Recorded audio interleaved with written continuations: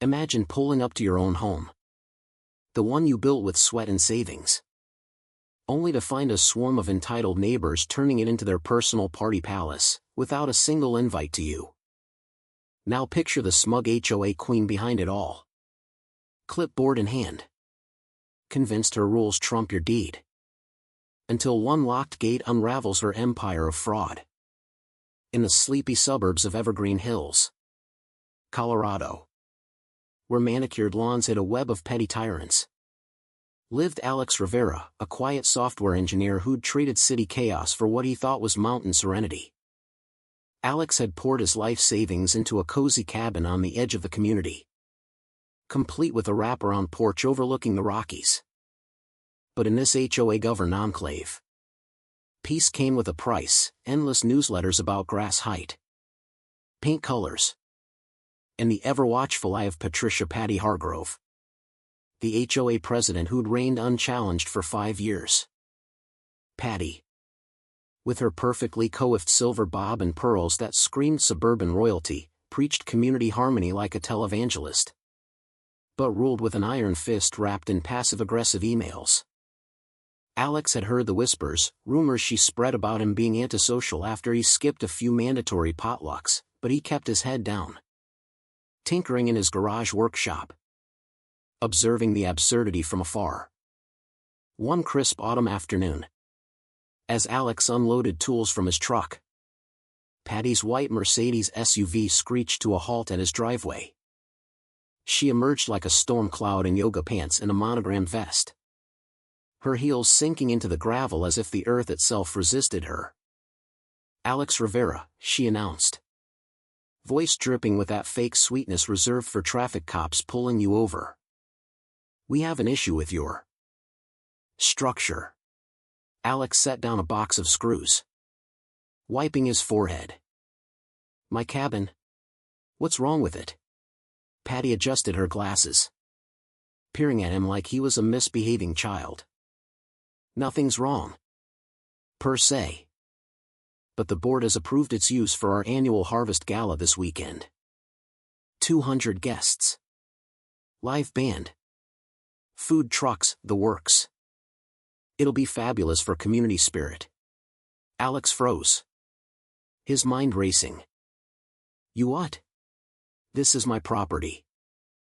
I own it outright. Deeds filed with the county."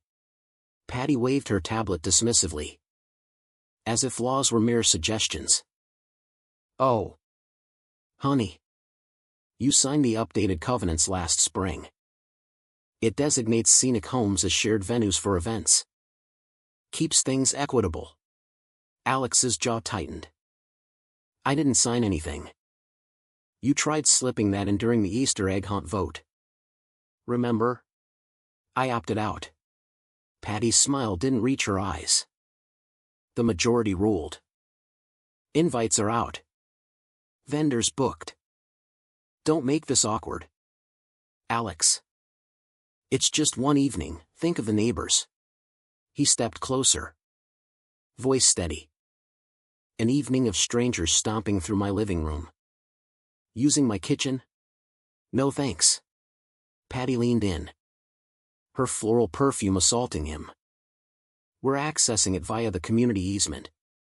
Keys are already duplicated. Be a team player, or face fines." With that, she pivoted on her heel and drove off, leaving Alex staring at the dust cloud, a slow burn building in his chest. The rumors started almost immediately, whispered over backyard fences and blasted in the HOA's private Facebook group. "Alex is hoarding his cabin like a miser," one post read, courtesy of Patty's admin privileges. "Refusing to share? So selfish in our tight-knit family." Alex scrolled through the comments late that night, sipping black coffee, his face illuminated by the screen's glow. Neighbors he'd barely met chimed in, typical loner behavior, probably hiding something up there. He could have fired back, exposed the lies right then. But no, Alex was patient. He'd seen Patty's type before. All bluster and bureaucracy. crumbling under scrutiny. Instead, he got to work quietly. First, he reviewed the HOA bylaws on his laptop, cross-referencing with state property laws. Then, he changed his security codes, installed heavy-duty deadbolts, and added trail cams around the perimeter. He even called his old college roommate, now a lawyer in Denver, who laughed darkly. "This is gold, man. Classic overreach. Document everything." By Friday, Alex was holed up in the cabin with a thermos of soup and a notebook, ready for the farce to unfold. As the sun dipped low, he muttered to himself, "Let's see how community spirit holds up against a locked door." Saturday dawned bright and biting. The kind of fall day that begged for tailgates and bonfires, perfect for Patty's gala, if it weren't for the minor detail of trespassing. By 11 a.m., the winding road to Alex's cabin buzzed with activity, luxury sedans, a fleet of catering vans, and even a rented party bus emblazoned with evergreen elite events. Guests in plaid scarves and cashmere sweaters spilled out, lugging coolers and folding chairs, chattering about the rustic vibe. Horns blared as the lead vehicle, a shiny Tesla with plates reading Hoqueen, hit the newly chained gate. Alex watched from his porch swing, binoculars in hand, a smirk playing on his lips. Patty burst from the Tesla, flanked by her cronies, Vice President Ted, a balding accountant with a perpetual frown, and Secretary Marlene, clutching a binder like a shield. "What is this obstruction?" Patty demanded, rattling the chain as if it might yield to her authority. The crowd milled about, confused murmurs rising. Alex sauntered down the path, hands in his pockets. "Morning, Patty. Looks like you've got quite the turnout for someone else's house." She whirled, face flushing crimson. "Alex, this is sabotage. The board authorized this. Remove this chain immediately, or we'll vote on sanctions." He leaned against a tree, casual as ever. "Sanctions? Cute. But your authorization doesn't override my title deed. This isn't a community park, it's my home." Ted piped up, voice quivering. Article 7. Subsection 4, Shared Aesthetic Assets. Alex chuckled, pulling out his phone. "Ah. Yes. The clause you amended without quorum. I checked the minutes, no vote recorded." "Funny how that works." The guests shifted uneasily, phones emerging as they snapped pics. Patty's eyes darted. "You're being obstructive, Alex. This event promotes unity. Think of the dues you've paid." He raised an eyebrow. "Dues that funded this? Without approval? Interesting." A woman in the back whispered loudly, "Is this even legal?" Patty snapped, "Of course it is. Now, open up, or we'll call enforcement." Alex shrugged. "Go ahead. I've already notified the sheriff about potential trespassers." The tension thickened like fog rolling off the peaks, Patty's composure cracking under the weight of her own hubris. As guests grumbled about the chill, she paced before the gate, barking into her phone. "Yes, officer. We have a hostile resident blocking access to a scheduled venue." Alex, still lounging, overheard and called out, "Tell them about the duplicated keys, I'm sure that'll go over well." Her call ended abruptly, face paling as sirens wailed in the distance. Deputy Ramirez arrived, a no-nonsense vet with a mustache that screamed authority, surveying the scene with raised brows. "What's the ruckus?" Patty launched into her spiel, voice pitching higher. "This man is defying HOA mandates. we have rights to this space for community betterment. Alex handed over a folder, deed. Survey. Emails. Private property. Deputy. No easement. No shared rights. Ramirez flipped through. Then eyed Patty. Ma'am. This looks cut and dry. You're on his land without permission. She sputtered. But the covenants. He shook his head. Covenants don't trump deeds. Clear out. Or we discuss charges. Guests began drifting back to cars, muttering about wasted time. Ted tugged Patty's sleeve. Maybe we reschedule. She hissed. Absolutely not. This is principle. But as the party bus revved up, abandoning her, Patty's facade slipped, eyes wild. Pearls clutched like a lifeline. Alex couldn't resist. Unity looks great from here. Patty. Enjoy the drive back. She glared daggers. You'll pay for this humiliation.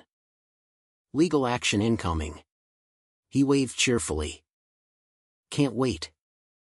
My lawyer loves easy wins. The backlash hit like an avalanche. Slow at first. Then unstoppable. By evening, the HOA Facebook group exploded, not with support for Patty, but demands for transparency. Where did the event budget come from? One post asked. Liked by dozens. Alex. Monitoring from his cabin. Anonymously dropped hints, links to public records showing unapproved expenditures. Whispers turned to shouts at the emergency board meeting that Monday, packed with residents who'd never attended before. Patty presided. Bangs slightly askew. Voice strained. This is a minor misunderstanding. Folks. Alex's resistance harmed our cohesion. But Greta, a retired teacher, stood up. Misunderstanding? You used our dues for a party on his land, without asking? Patty smoothed her blouse. It was for all of us. Scenic equity. Laughter rippled, dark. Incredulous. Alex rose quietly. Equity? Like the $10,000 from the reserve fund. No vote logged? Gasps echoed. Ted fidgeted. We discussed it informally. Alex slid printouts across the table. Informally meaning Patty's solo decision?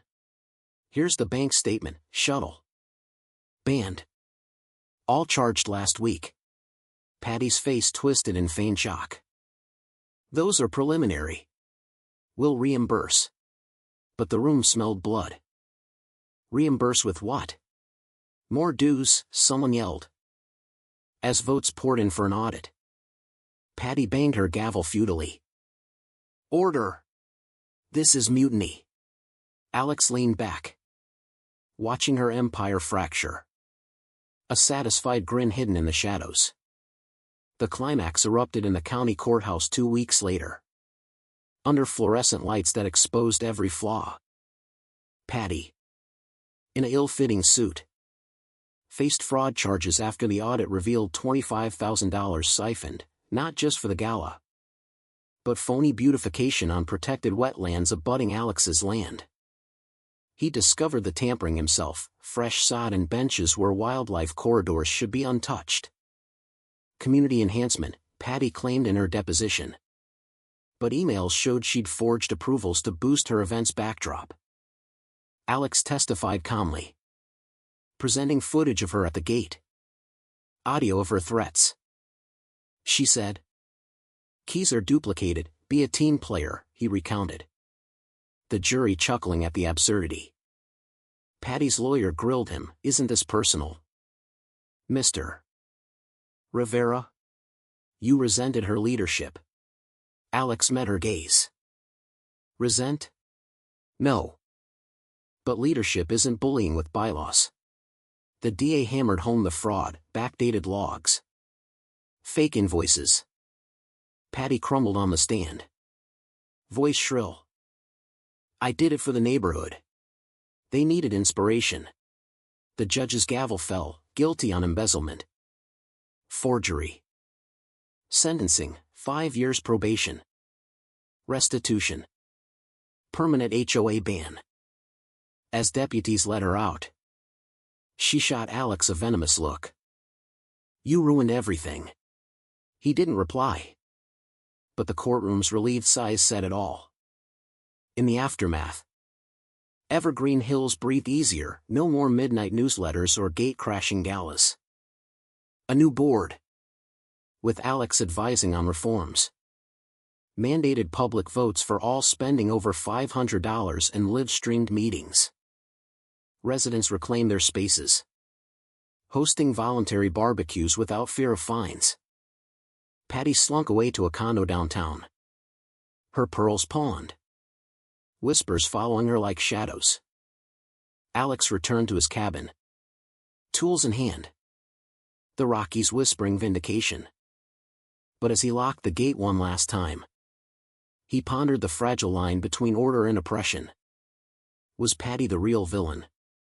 Or just a product of a system that lets petty tyrants flourish unchecked, until one locked gate forces the truth?